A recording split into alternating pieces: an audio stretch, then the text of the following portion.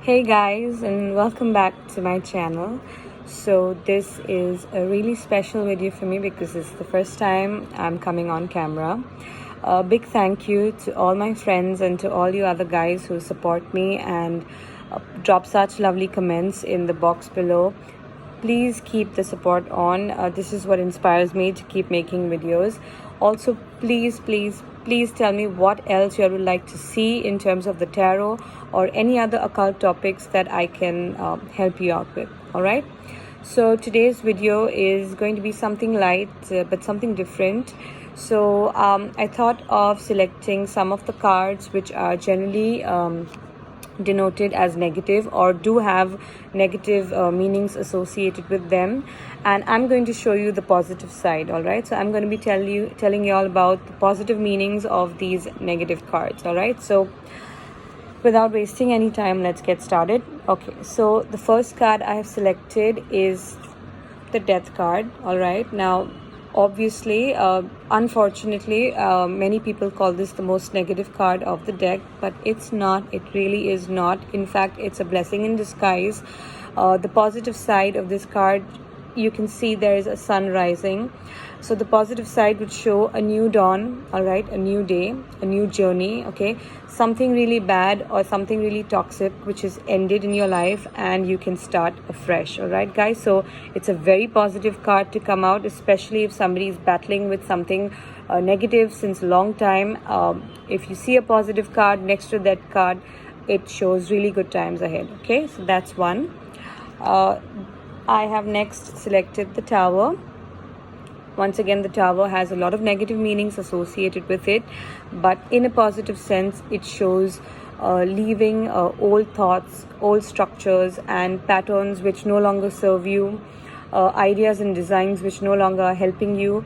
It can even show letting go of ego or breaking down of ego, breaking down of old structures, collapsing, bad energies collapsing, all of that, okay? So after this energy sets in, a new dawn and a new day rises, all right? So the Tower also can have a lot of positive meanings associated with it, okay? I have selected the Seven of Swords, all right? Now the Seven of Swords is generally known as the cheat card, but in a positive light, it can show your client or your student getting away from something, all right? So if they are headed for trouble, but you happen to get the Seven of Swords, it can just mean they'll be lucky and they'll escape their punishment, all right? So it can show that as well. So it can be a blessing in disguise as well, okay? We now have the Nine of Swords, okay? The Nine of Swords is generally, as you all know, stress, bad news, etc. The good side is that most of the times it shows that the stress is in the mind, all right? It doesn't have to be something that will translate into a physical situation. It generally shows that the person is just stressing out, okay? It's more in the mind, not something that is happening out there. Of course, you need to see the cards around this card to give the accurate answer, all right? So that's the Nine of Swords. I have next selected the Hermit because the Hermit is so misunderstood. The Hermit, yes, it does show isolation and, being alone or loneliness, but at the same time, it shows spiritual growth. It shows moving ahead, being shown the light, getting guidance from possibly a guru or possibly somebody who you respect, somebody who's just wise, perhaps. It can even show enlightenment, some sort of getting some sort of knowledge which guides you forward, all right? It can even be learning the tarot, all right? It can even show a learning phase, all right? It's a very good card for a student, okay? So that's the Hermit for you guys.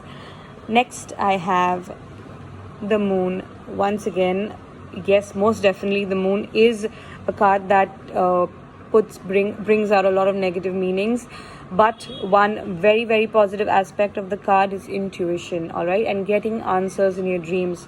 When this card comes out, it can show that the client has a lot of intuition, that it means that their gut feelings are generally right and that they may get their answers in their dreams, all right? So it's a very good card actually to work with in terms of meditation, but you have to balance your chakras before connecting with this card because it does have a lot of stressful energies, all right? The next card I have, and the last one I've selected for today, is the devil, all right, because how can we, not bring him out? So the devil, guys, of course, has a lot of negative meanings, and it does show a lot of negative energies and the situation being very difficult and toxic. But the positive meaning of this card is lots of money, all right? The devil does show making money in terms of anything to do with material aspect.